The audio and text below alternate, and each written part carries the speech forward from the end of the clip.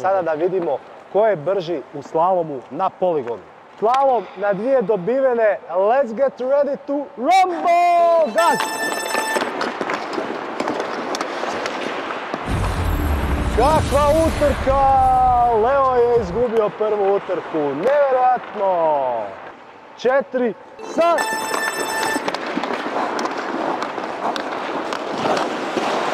I ovog puta Leo izgleda brži! Leo!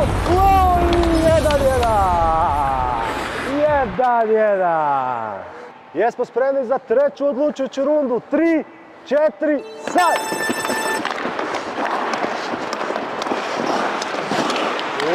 Kakav šov, ovo će biti, Leo je pobjegao pak! Leo je pobjegao pak, Alex je pobjegao. Jedan je bio prekrizni, drugi je bio spretniji i brži. Sljedeći put nastavljamo u nekom novom challenge-u. Do tada ekipa, pozdrav!